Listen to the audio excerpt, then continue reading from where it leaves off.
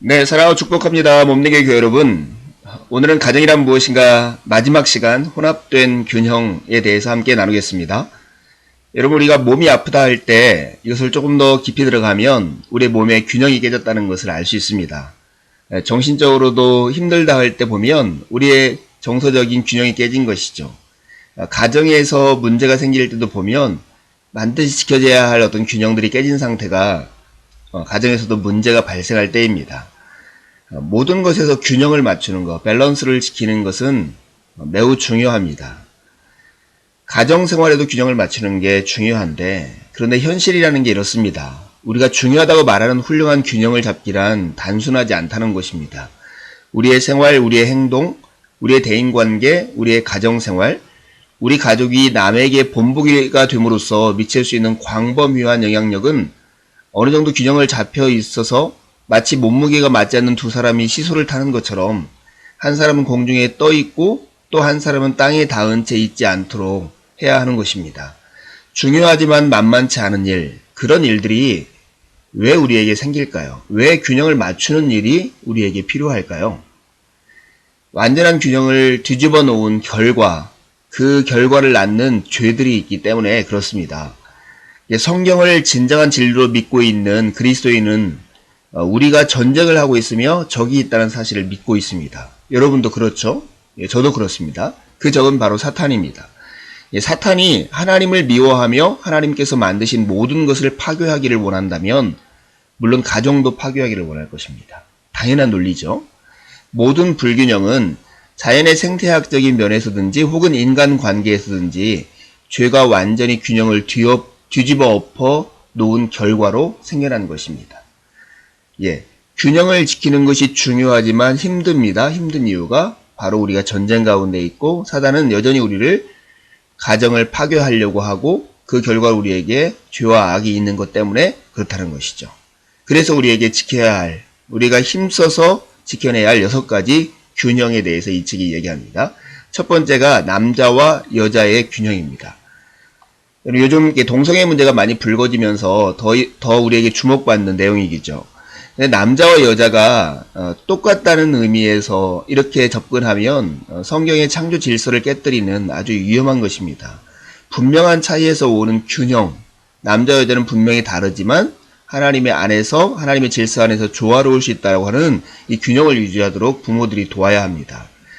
사단의 가장 교활한 일격 가운데 하나가 무엇일까요? 그것은 남성과 여성은 다른 존재지만 서로를 성취시켜주고 하나가 될 수 있는 가능성을 가지고 있으며 둘의 혼합인 새로운 인간을 낳을 수 있는 가능성, 이 정말 고귀한 이 가능성이 있다는 사실을 파괴하려 하는 것입니다.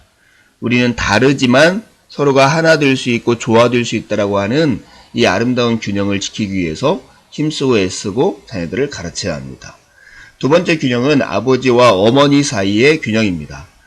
이 아버지와 어머니, 어느 가정은 우리가 아버지가 안 계시거나 어머니가 안 계신 가정들이 있잖아요. 그래서 우리가 온전한 가정이 우리가 다 준비할 수 없다 할지라도 우리가 이 사실을 주목해 보셨으면 좋겠습니다.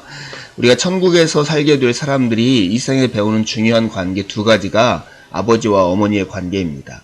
우리는 우리의 아버지로서 하나님 아버지를 모신 한 가족이 될 것이며 우리는 모든 성도들로 이루어진 신부인 그리스도의 신부가 될 것입니다. 우리가 앞으로 맞이하게 될 이와 같은 모습에서 그리스도는 남성이시며 그리스도인으로서 현재 우리 위치에서 우리 모든 성도들은 여성이라고 하는 거예요. 그래서 아버지로부터 하나님 아버지 그리스도의 역할들을 배우고 어머니로부터 천국에서의 우리의 위치 역할들을 배우게 된다고 하는 것입니다. 여러분 때로 우리 안에 아버지나 어머니가 안 계신 그 가정이 있을 수 있습니다. 어떻게 우리가 이것을 보완하고 도울 수 있을까요? 우리가 교회에서 우리가 만나는 모든 아이들이 우리의 아들이고 우리의 딸처럼 여기고 사랑하고 아낌으로 이것이 가능하게 되는 것입니다. 세 번째 균형은 의존성과 독립성입니다.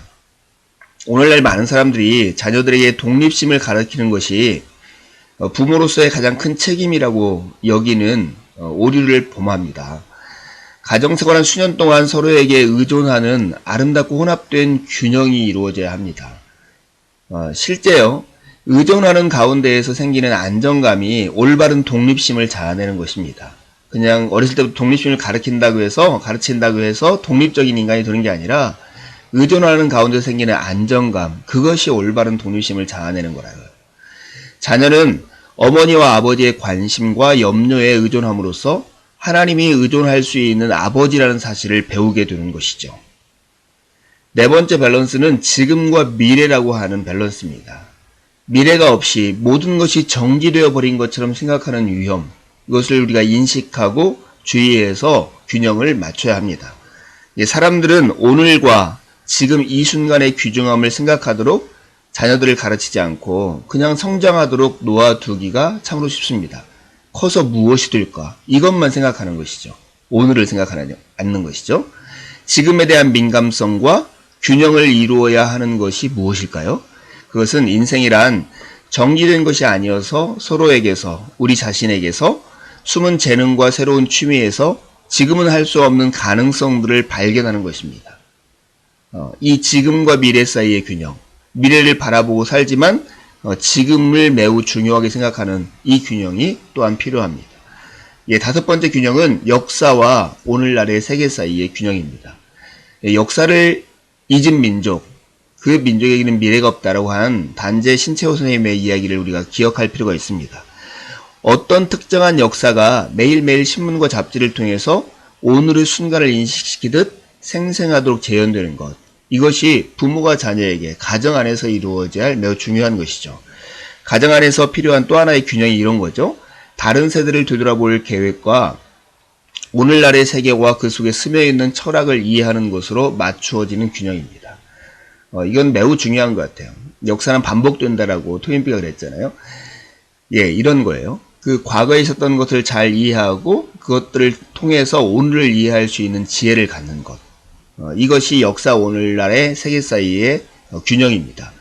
성경은 한편 역사입니다. 하나님의 역사죠. 특별히 하나님의 역사로 오늘의 세계의 철학과 모습을 평가하고 이해할 수 있다고 하면 그것이야말로 아름다운 균형일 것입니다. 여섯 번째 균형은 주님 먼저 가정 먼저 이것입니다. 역설적으로 가정을 먼저 놓음으로써 가정을 우선순위에 두음으로써 주님을 우선순위에 두는 것들이 있다라고 하는 것입니다. 이건 특별히 저처럼 전임으로 사역하는 사람들에게 있는 어려움일 거예요. 자녀들은 해야 할 일에서 이탈하지 않고 책임을 완수하는 어머니와 아버지가 보여주는 본보기를 보면서 성장해야 합니다. 이건 매우 필요한 거예요. 그렇지만 이것은 전 가족 혹은 한 개인에게 특별한 필요가 있는 순간에 다른 모든 것을 단호히 제쳐놓음으로써 균형이 잡혀야 합니다.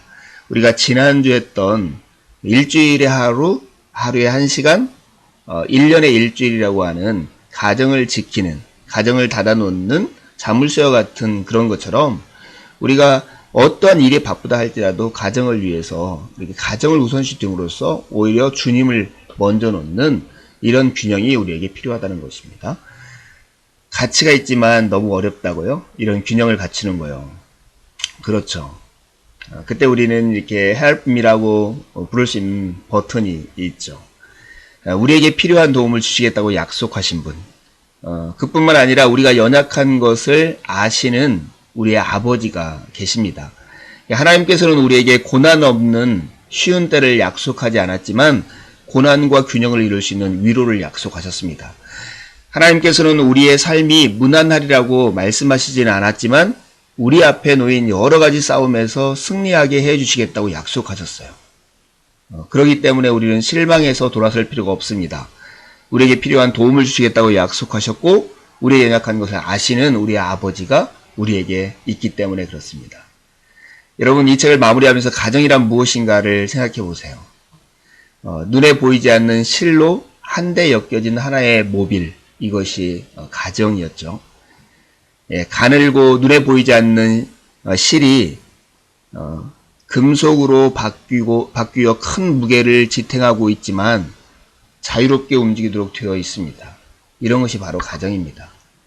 만약 그 줄이 닳아서 가늘어지고 늘어지면 전문가이신 하나님 아버지로부터 도움이 있어야 합니다. 그분은 바로 하늘과 땅에 있는 각 족속에게 이름을 주신 분이십니다.